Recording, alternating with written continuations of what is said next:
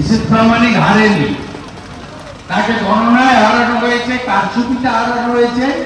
তিনি আমাদের সাংসদ ছিলেন, আছেন, ভবিষ্যতে থাকবেন।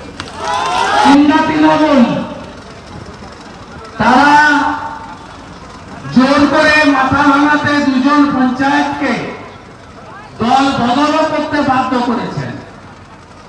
আমি তো চ্যালেঞ্জ দিয়ে বলি, পুলিশ যদি এদের কাছে না থাকে না, এদের চামড়া তুলে ঢুকঢুকি বাজাতে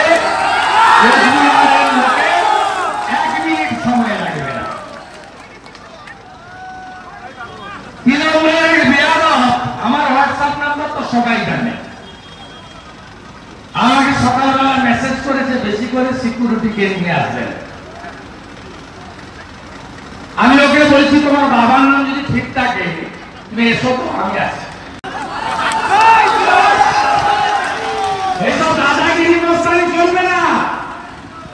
আপনি ভাবছেন পুলিশ আছে, চুরি করে পঞ্চায়েত পুরসভা দখল করেছি, ডাকাতি করে রিসিপ্টকে হারিয়ে দিয়েছি, তার মানে বিরোধীরা শেষ হয়ে গেছে? বিরোধীরা শেষ হয়নি। আজকে মাথা ভাঙাতে ট্রেলার দেখিয়ে দিয়ে গেলাম, সিনেমায় পরের বার এলে দেখাবো।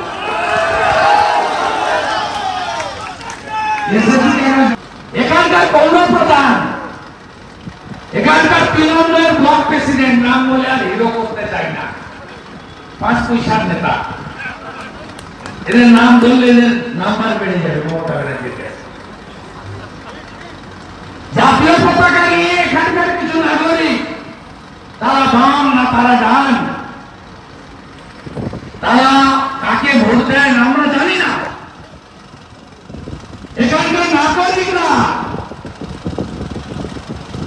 প্রদীপ জ্বালাচ্ছিলেন, মোমবাতি জ্বালাচ্ছিলেন, we want justice, justice for R G Kar. কেউ তিলোত্তমা, কেউ অভয়া, কেউ কাদম্বিনী বলছিলেন, কেউ কাঁদছিলেন, কেউ চিৎকার করছিলেন বিচার চাই। হামলা দেখেছেন,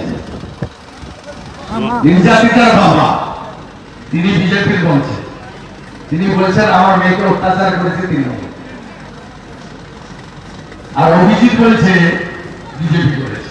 কত বড় মিথ্যাবাদী দেখেছেন। আজকের এই সভায় অখিল সরকার, দিলীপ বিশ্বাস, শ্যামল মন্ডল, রাখাল মন্ডল বিজেপিতে যোগ দিচ্ছেন। রাজ্যের জিএস এমএলএ দীপক বর্ম তাদেরকে পতাকা ধরিয়ে দিয়ে জয়েন করাচ্ছেন। আমরা আজকে কর্মসূচি শেষ করবো এই রোদে। কালকে আপনারা যা ফেলে যাচ্ছেন আজকে কাগজপত্র, চায়ের কাপ, কালকে তৃণমূল এখানে ঝাঁটাবে, কালকে তৃণমূল পরিষ্কার করবে। সবাই ভালো থাকবেন।